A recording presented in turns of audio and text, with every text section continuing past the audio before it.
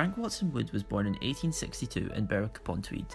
He was born into a family who owned two hotels, which were known as the Woods Hotels, and they were also known as being a military and navy family.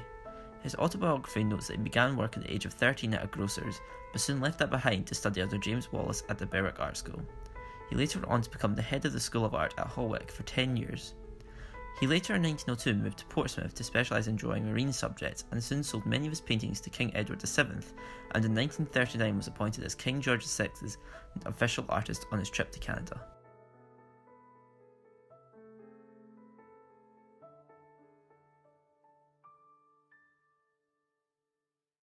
So today we're on the art bus and we're seeing what other people think of Frank W. Wood's art. So what does it make you think of when you see it? The first one is a war scene, big ships, British Navy I'm guessing, in a sea. There's explosions, it's lots of shades of blue, very overcast, so it's got to be Britain, it's got to be rubbish weather. But the bright orange flame, although the reproduction probably is a little muted, the original I imagine would be a lot more shocking, so the orange is in stark contrast to that overall grey blue tone. So full of action, lots of things going on, the sea's churned up, the kind of thing that, you know, stirs your loins and makes you want to sign up, and that being part of the purpose, I guess, of war artists was not only to report what they saw, but to inspire people. Frank Wood was also known as a follower of the Glassites religion, more specifically the Scottish Glassites. He was known to donate money to keep the charity running, however the religion has now disbanded. One of his grandfathers helped set up the religion. His name was John Sandyman. The Glassites had many rules, which included on Sundays that all members would have to spend the day together and have soup as their main meal that day. He heavily followed the religion up until his death in 1952. The other ones are more relaxing, pastoral. They're everyday scenes of a river. So the only connection is, yes, there's water, but these are inland, not in the open sea. You've got the bridge, you've got commerce. This is when boats were regularly used to convey goods before heavy goods vehicles and all that kind of stuff became the norm.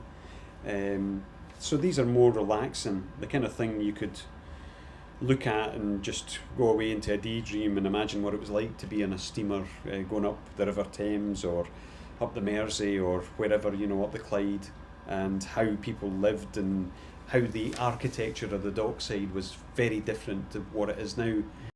We spoke to some students at Forth Valley College to see what they thought of Frank Watson Wood's art. So what do you feel when you look at the painting? I feel very calm. It kind of reminds me of like a nice scene. It looks kind of homely, like familiar, somewhere I've probably seen before. I won't lie, I feel like it's a bit boring. I think it lacks a lot of colour, which I don't know, I like about colour in art. It kind of looks like something I would, like my gran would hang up in her living room. I mean, it is nice, I think there's a lot of detail there, but I just think I would like a bit more colour in it.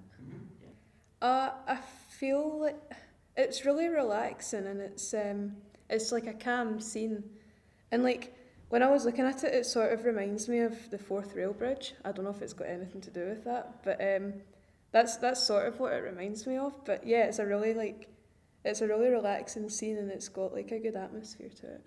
Through this short journey into Mr. Wood's life, we've spoken to many individuals to see what they think of his work and how it speaks to them as art students and art followers. Frank Watson Wood sadly passed away in 1953 at his son's home in Strathire, Perth. He is however still known locally and nationally as a Scots artist who paved a new lane to watercolour painting, and is a great teacher for those he took under his wing and the family he sadly had to leave behind. This is one Scot who will not be forgotten.